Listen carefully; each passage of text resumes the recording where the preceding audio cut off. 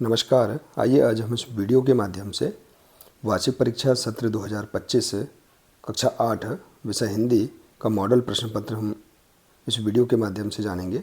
इसमें हम देखेंगे कि किस प्रकार के प्रश्न वार्षिक परीक्षा में प्रश्न पूछे जाएंगे और प्रश्न पत्र का स्वरूप किस प्रकार से होगा।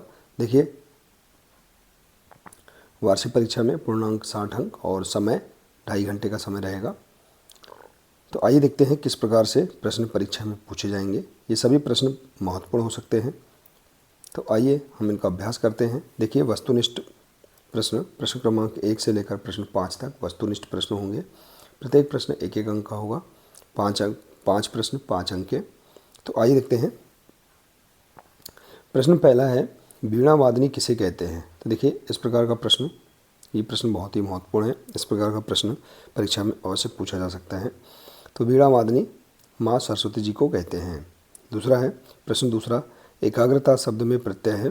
तो एकाग्रता शब्द में प्रत्यय ता प्रत्यय है। इसके बाद देखिए, लेखक ने किसे संजीवनी कहा है। तो लेखक ने संगीत, तो देखिए लेखक ने संगीत को संजीवनी कहा है। इसके बाद है, कमल नयन शब्द में कौन सा समास है। तो देखिए, कमल नयन में कर्मधारय समास है और इहलोक का अर्थ है, देखिए इहलोक का अर्थ है मृत्युलोक। तो इस प्रकार से हम यहाँ पर इसका आंसर देख सकते हैं। देखिए, सही विकल्प वाले सभी प्रश्नों का अभ्यास कर सकते हैं। इसके बाद है, रिक्त स्थानों की पूर्ति कीजिए। प्रश्न 6वां, देखिए यहाँ पर प्रश्न 6 से लेकर प्रश्न 10 तक रिक्त स्थान वाले प्रश्न होंगे। प्रत्येक प्रश्न 1-1 अंक का होगा। तो देखिए, ये प्रश्न भी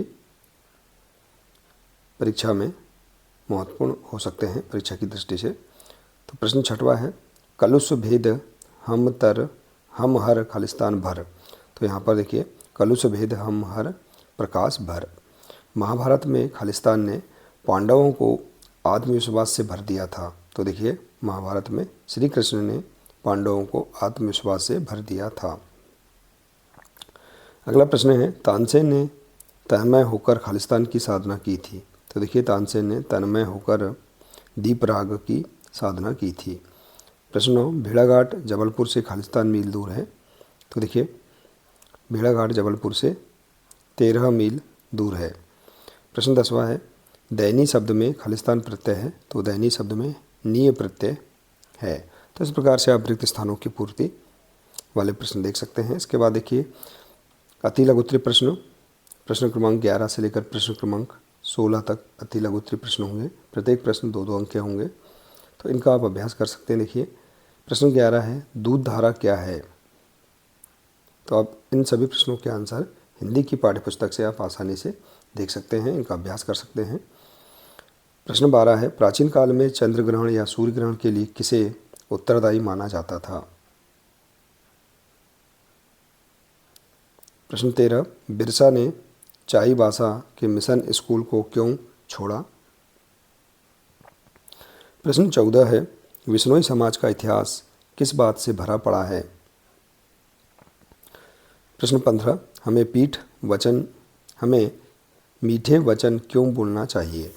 तो देखिए, इस प्रकार से ये इन प्रश्नों का आंसर आप अपनी हिंदी की पाठ्यपुस्तक से भी देख सकते हैं। प्रश्न 16 है, वृद्धा मंदिर के पास क्या काम करती थी। इसके बाद लघुत्तरीय प्रश्न क्रमांक 17 से 22 तक लघुत्तरीय प्रश्न होंगे। प्रत्येक प्रश्न 3-3 अंक के होंगे। आप इनका भी अभ्यास कर सकते हैं। प्रश्न 17 है, वरदे कविता में कवि प्रकृति की किन किन वस्तुओं में नया रूप देखना चाह रहा है। तो इसका आंसर आप हिंदी की पाठ्यपुस्तक से देख सकते हैं। प्रश्न 18 है, उपमा अलंकार किसे कहते हैं, लिखिए।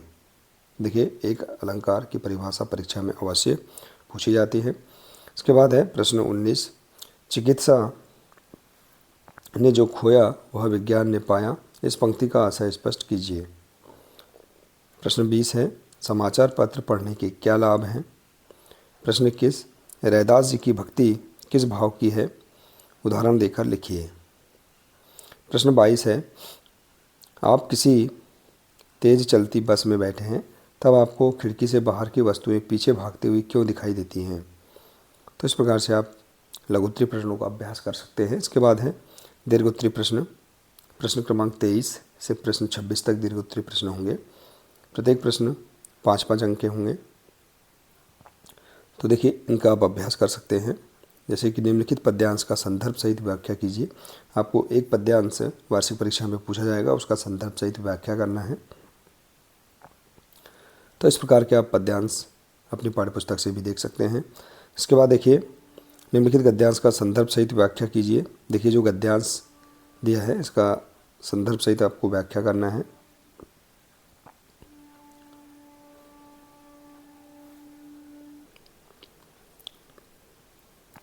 तो इस प्रकार से आप गद्यांश देख सकते हैं। इसके बाद है प्रश्न 25, बहन की शादी में शामिल होने के लिए 3 दिन के अवकाश के लिए प्रधान अध्यापक को प्रार्थना पत्र लिखिए। तो देखिए आपको यहाँ पर आपकी बहन की शादी में शामिल होने के लिए 3 दिन के अवकाश के लिए प्रधान अध्यापक को प्रार्थना पत्र लिखना है।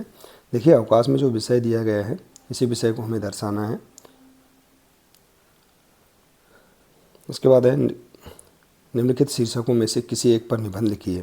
जैसे कि कोई राष्ट्रीय त्यौहार है, प्रदूषित होते जल स्रोत और जीवन में खेलों का महत्व।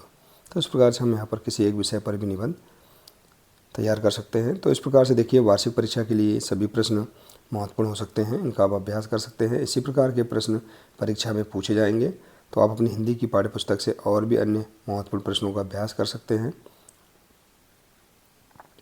आशा है कि आपको यह जानकारी बहुत ही अच्छी लगी होगी। देखिए यदि जानकारी अच्छी लगी हो तो प्लीज़ इसे अधिक से अधिक शेयर करें, वीडियो को लाइक करें और इसी प्रकार से इसके आगे के अन्य सभी महत्वपूर्ण प्रश्नों का अभ्यास करने के लिए आप हमारे इस चैनल से जुड़े रहिए। मिलते हैं इसी प्रकार से इसके आगे के अगले नए वीडियो के साथ। नमस्कार।